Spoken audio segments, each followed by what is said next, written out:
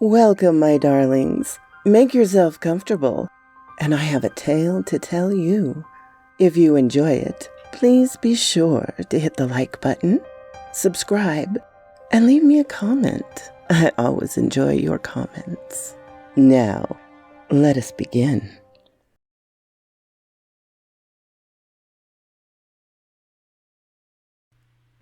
Sands of Time, Carry Me to Oblivion by Scare in a Box.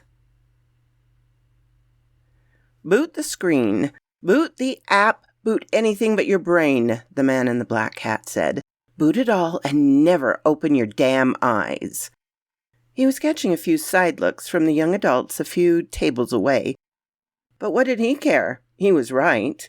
When he was young, to get away from this decrepit world, people had to get drunk. You'd still be down on Earth, but every bad thing would be turned down to static. Nowadays, people got their attention spans drunk on those little rectangles of light. Criminy, this is ridiculous. The man in the black hat despised his waking days just as much as everyone else. But at least he'd face them head on. No amount of instant communication or social interaction would ever mask the fact that all of these features did was substitute one reality for another. Instead of worrying about failing crops or dwindling jobs, worrying about the next trend or the next show, the man in the black hat banged his glass on the table. "Fill it up," he told the bartender. "Whiskey on the rocks." "Again? Hank, what is up with you today?" the bartender asked. "With me? What's up with me?" "What the hell's up with them, John?" The man in the black hat turned to look at all the other clients, each with shiny screens on their noses. "They're not bothering anyone, you know. They're bothering themselves. They're hopping to their little world of infinite feeds and crap instead of realizing that this," he gestured around, "is our damn fault. Running from the world won't make it disappear." The bar's door opened. A man in a white fedora hat strolled in and sat 2 seats away from the man in the black hat. "Whiskey. Dry." "Coming up," the bartender replied, then turned back to the man in the black hat. "Hank, perhaps you're just angry at something else." "I am." He took out his phone and brought it down on the table. This is a little portal, a little lens you can stick up anywhere the sun doesn't shine and pretend everything is okay. My daughter acts like this every single day. That's not the real world. I just hoped they'd see that." The man in the white hat began to chuckle. He seemed to be a little tipsy already, even though he hadn't yet to touch his drink. "Oh," the man said, "and you, as you put it, see that?" "What do you mean?" asked the man in the black hat. "I mean what I said. You say these people run to another world, another reality. Then you must know what this reality is." "What the hell do you mean, funny man? You trying to be wise with me?" "Indeed I am. I'm looking for someone to talk to, and you appear to be talking about a remarkably interesting thing." "I'll leave you two alone," the bartender said, and turned his focus to the other clients. "You got a kid who's always glued to a screen too?" the black hat asked. "I don't, but I know a lot about escaping reality. I know a lot about not real worlds, as you mention." White Hat took a sip of his whiskey and scowled. Nothing is ever as good as the original. Black Hat stared at the man with a mix of wonder and creepiness. There was something about the man that betrayed hundreds of layers of falsehood. One thing was for certain. He was not from around these parts. Where are you from, hey?" White Hat considered answering for a long time. "The previous cycles. I'm a kind of traveler, you see." Black Hat looked at the man's glass, smelled his breath. For one thing, White Hat was not drunk. On drugs, perchance? Look here, fella, you high or something? White Hat snorted and shook his head. For your lowly brain, I might as well be. How many times do you think we've had this interaction? I hope one day you'll break the cycle, but I don't think that day is fast approaching. It's always the same thing. You see the sands of time. You skip a cycle, and then you join the sands. Huh? Black Hat went from annoyed to worried. What are you talking about, man? You one of those Buddhists or something? White Hat glanced at the rest of the clients and continued. You're right about one thing. These folks are not living in the real world. Not because they're glued to that technological thing, but because reality is hard to define. What you see and feel and live are very ephemeral objects that pass in an instant. Actually, an infinity of echoing instances. What's your name now? Hank. This guy has a screw loose, Black Hat decided. He came to the bar to ramble to the barkeep, then enjoy a hazy moment of quietude, not deal with crazy men. Yet he shrugged. It could be interesting to let people like this ramble on. Okay, Hank, tell me what you see. A glass, bottles, and you? Good. Look outside the window. What do you see? Blue sky, few clouds, and the parking lot. And in the distance? White Hat asked, slightly impatiently. Black Hat was losing his interest. The sun.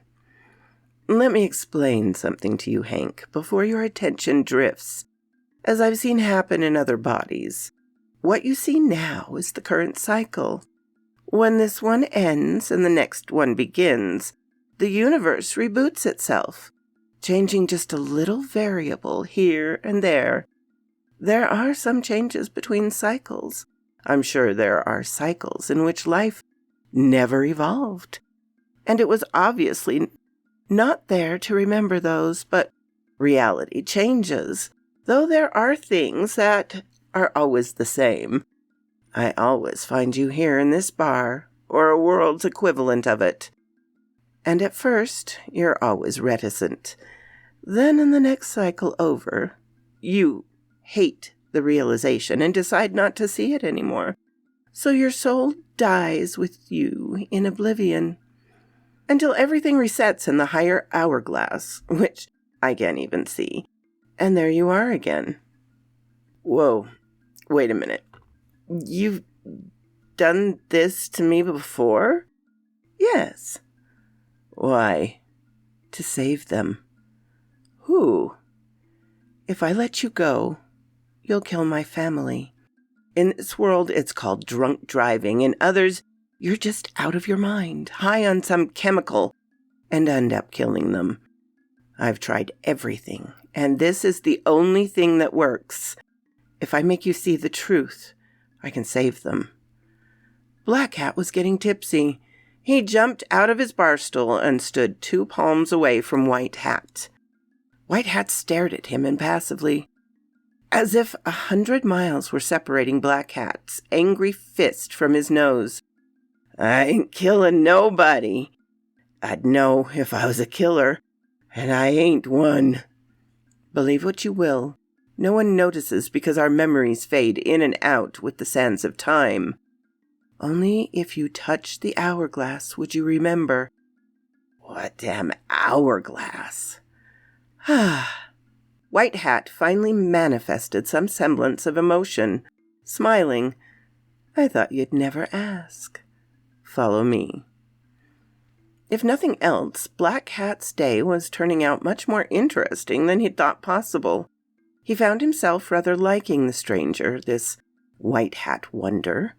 He could only imagine the hit to the head White Hat must have taken to get like that. Said White Hat. It's so beautiful. Black Hat merely squinted at the setting sun so far beyond the parking lot, trailing deep orange as it lay beyond the ridge of the earth. Yes, it is pretty. His feet swayed, only it was possible he was a little drunk. You've got to trust me, okay? I trust you, brother. You being inebriated actually works to my advantage. You can get into the right mindset more easily. That's all it takes to save them.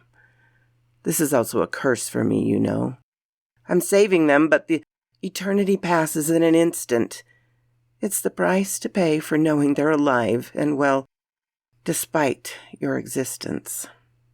Hey, man, I'm sorry for whatever.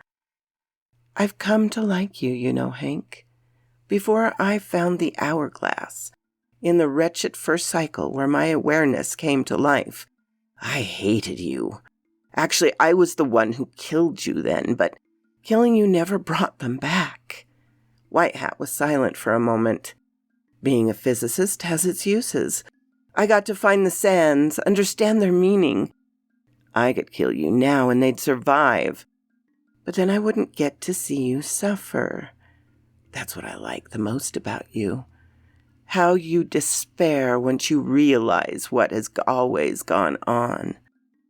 Criminy, man, you need a shrink. There's a really good one by the bay. Just to be clear, you're not going to kill me, right? White Hat smiled. Of course not. Now listen to me. What do you see on the horizon? Sky, grass, mountains, sunset. Okay, look at the sky. Look deeply. I'm telling you, there's something there that you're not seeing. Do you believe me? Yes. Now, what do you see? Black Hat focused harder, and damn if he wasn't seeing a shimmer. The hell? You're getting it quick. Good. For your information, it's an hourglass. The hourglass.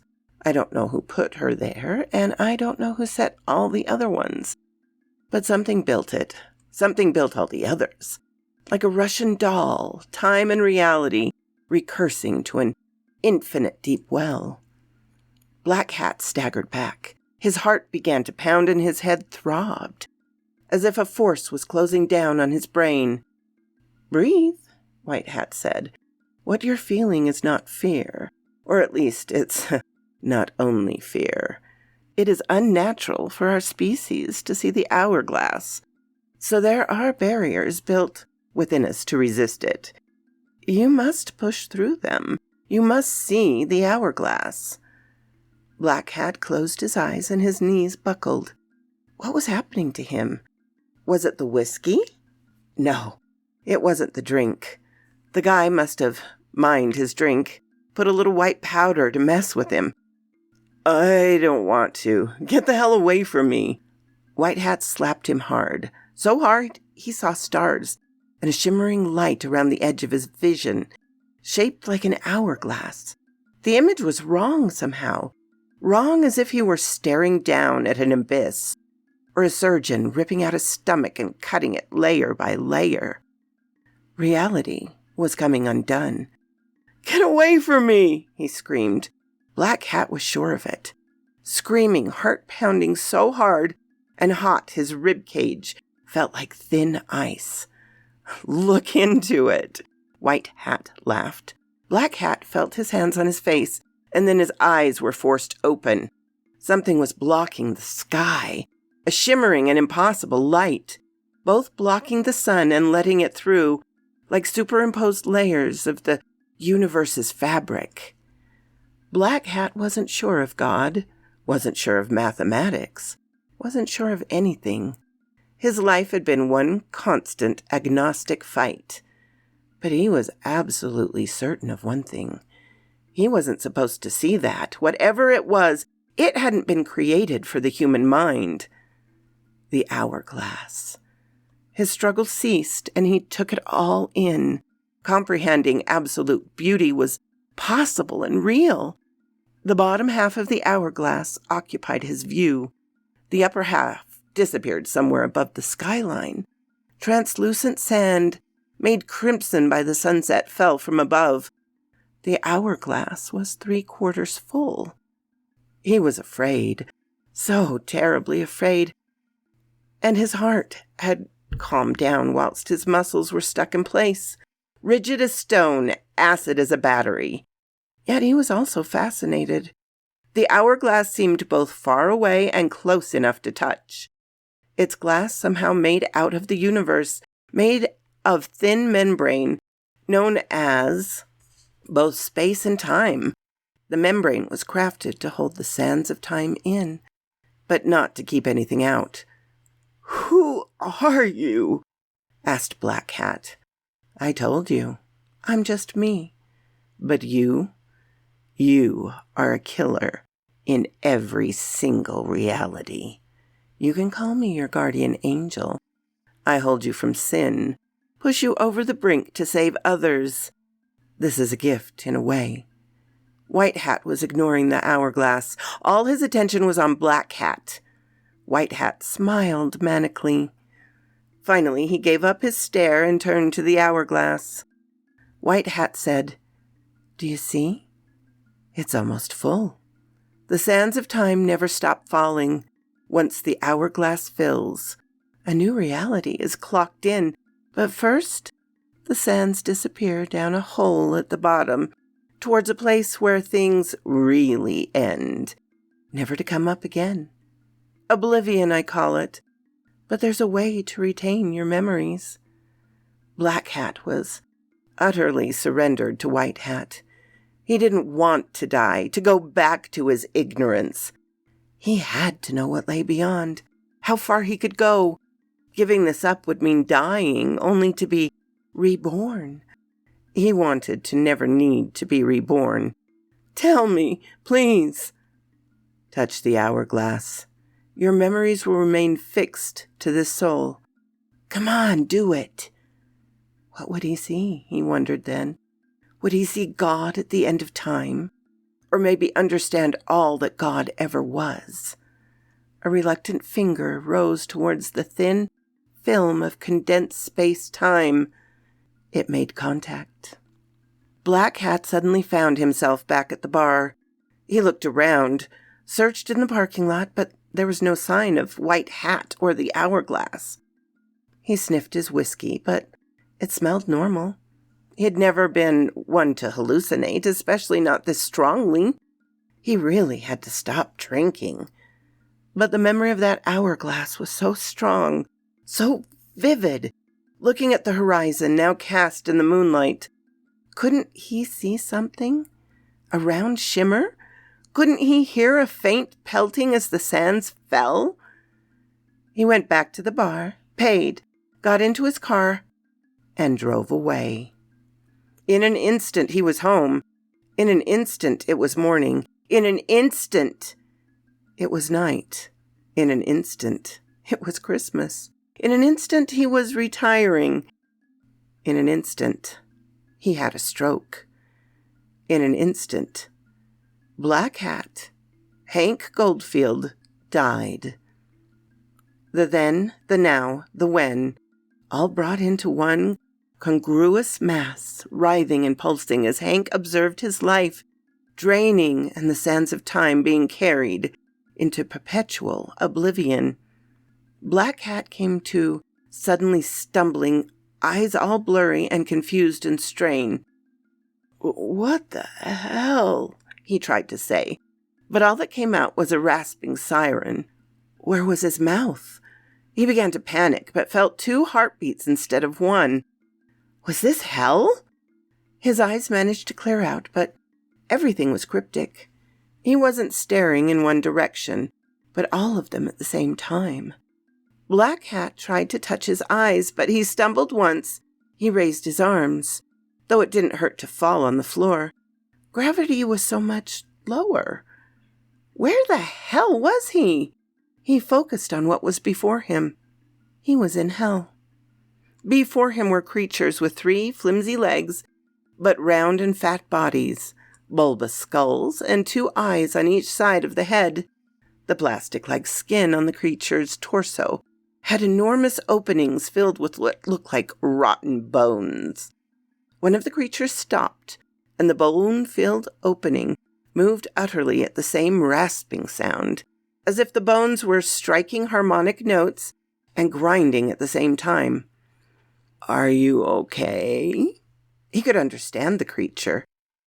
Then it all came to him, his previous life, his family, his daughter, then dying, that writhing mass, being reborn, his mother, his father, his third parent, his two romantic partners, his offspring, everything he had ever held dear would disappear down the drain with the sands of time.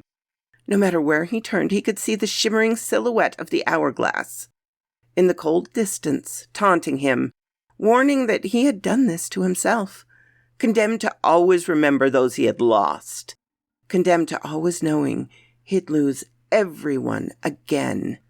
It'd be impossible to live like this, to jump from one body to the next in the blink of an eye, to feel the sand shifting to the only place where things can end. He was simply overthinking. He could think this through, couldn't he? But it was hard to take it all in. The strange creatures, the strange color of the sun, the strange smell in the air, the strange way light bent, and the strange pockets of stronger gravity. He couldn't close his eyes, but he found a rocky outcrop that appeared to be shelter. It was encased in darkness. He went in, began to think. What could he do? What had that man, White Hat, said so long ago and a little ago? That he could skip a cycle? That he... "I thought I'd find you here." Even a reality later, that voice was still familiar. "How are you, Harkalunk?" That must have been his name in this reality. He suddenly found himself fueled with rage, more controlled and rational, but rage nonetheless. Black Hat tried to get up and attack White Hat, but he slipped on those thin, noodle-like legs and slowly floated to the ground. Yeah, different bodies take some getting used to. "What have you done to me? Everyone—" "Oh yes, everyone. Everyone you'd killed. You'd condemned me to this life, just as I'd condemned you. But you have the mercy of being able to skip a cycle. Well, I have to live through them all so that my family can live. Do you understand the weight of your sins? In every reality, you're a killer, a bloody damned murderer, except when I throw you off the rails. I never asked for this. The sands of time don't care. You've touched the hourglass. You're doomed to this." The rage was all gone, substituted for a quiet resignation, a flaming sadness and regret. He'd give everything to go back to be able to know that, although his loved ones would one day die, so would he, in perfect acceptance of life and its end. "Please," Black Hat said, "take me out of this misery. There's got to be a way to put an end to it. Please, kill me. End me for good, I'm begging you."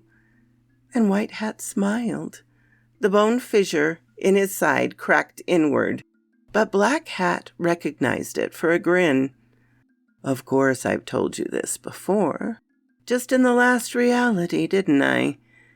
If you shift with the sands of time, you are carried to oblivion. But you said I'd just skip the next cycle, and then I would return. Why? If oblivion is the only place where things can end, why do I return? Why do you keep going after me?" White Hat bellowed a laugh that froze the bones of Black Hat's new body. He grabbed Black Hat with one of its paws and dragged him out of the darkness into that horrible world. "How ignorant are you?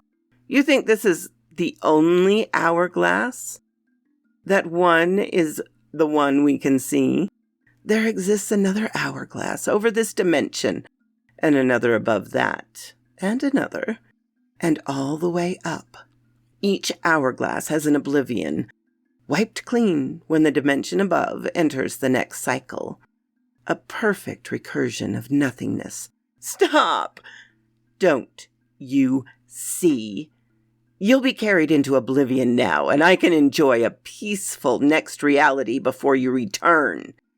And always I have to know that my wife and my son will die, but that if I don't do anything, they'll die horribly, crushed by your truck or whatever vehicle you're in.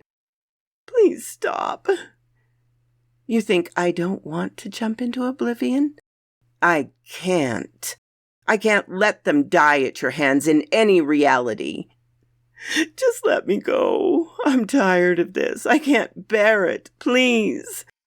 How pathetic he must have sounded. But Black Hat was tired, rotten, defeated. He couldn't bear this. If he could not exist in the next reality, then he'd do whatever he could. If he could afford half of another reality without this awareness, then he'd embrace the sands. Fine. I've seen you suffer enough. Go ahead, die, end yourself. I'll see you in 2 instances anyhow. Before you fall into that nothingness, know that you did this to yourself and me. I will always hate you. I will always torment you.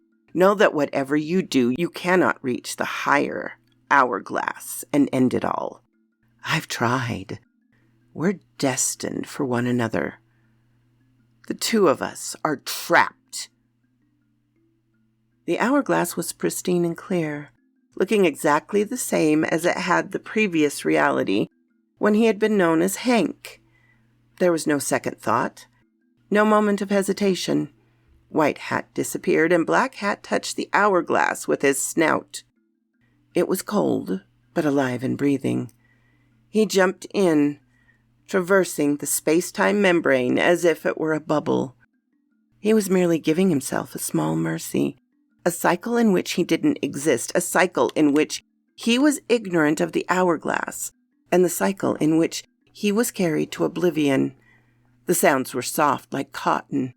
Submerged in it, time passed even faster.